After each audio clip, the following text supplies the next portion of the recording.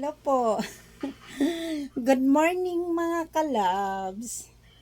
Nandito ako ngayon sa room ko kasi yung baby Kylie ko kagigising lang. So, ganina tapos ko bumili ng pang-almusal. Nag-live ako. Tapos, ayun, maraming salamat pala sa inyo, mga sis ko, mga followers ko. So, thank you very much. Yakap-yakap ko yung baby ko. Yung teddy bear ko na lagi sa tabi ko. So, isip ko lang to mga kalabsa.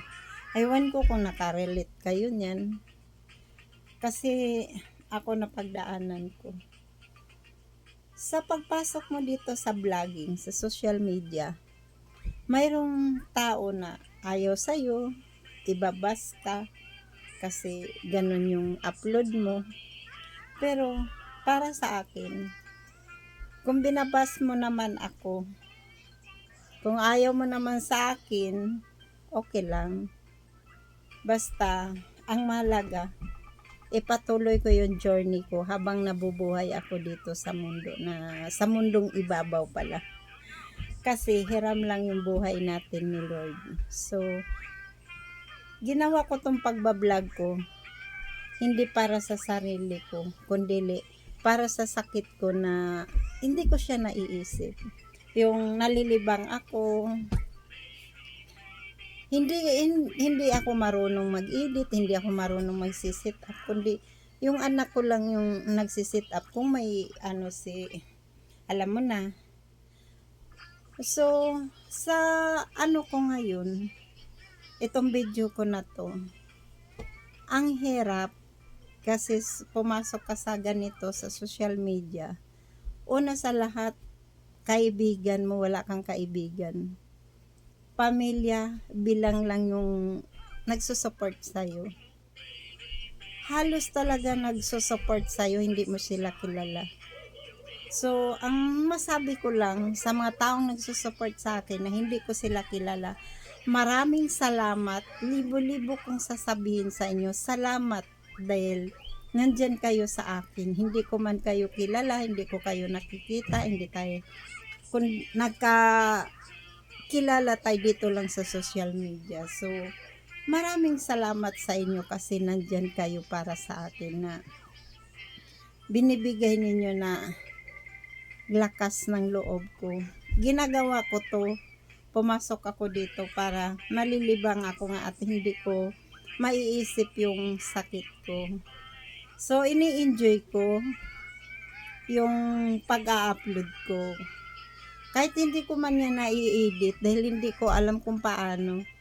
Wala namang nagtuturo sa akin kung paano. So, ini-enjoy ko na lang. Kung ayaw naman ni mo manood, okay lang yun. Kasi, ganyan talaga eh. 'Di ba? Mga, yan ang sinasabi. Kung papasok kayo nandito sa larangan ng pagbablog, tibayan ninyo yung loob. Pagdating naman sa pagla-live, tibayan mo din yung loob. Kasi alam mo, pagdating ng araw, aanihin mo din yung tinatanim mo. Kunting tiyaga lang. Makakamit mo din yung mga pangarap. Ako nangangarap ako para sa mga anak ko, apo ko, asawa ko, na si Lord lang yung ang nakakaalam sa mga pangarap ko. Kung ano man yung pangyayari at resulta, lalo na din sa kalagayan ko, maraming salamat kasi dinadamayan ninyo ako kahit hindi ko kayo kilala. Maraming salamat ulit at lagi lang tayo magpe-pray ni Lord kasi nandito kayo sa puso ko kahit hindi ko man kayo kilala. At lagi lang ako makikita niyo nakangiti. At ibibigay ko sa inyo yung Aliyah cellphone. ibibigay ko sa inyo yung the best ko na ma-i-enjoy kayo sa pinag hayaan ko na lang kung may nagbabasa sa akin, okay lang yun. Kasi ganun talaga eh, nandito tayo sa social media. Basta yun lang masasabi ko sa inyo. Hawak kamay lang ako at hawak kamay lang tayo ni Lord. Hindi tayo niya pabayaan. Basta pray lang tayo, God.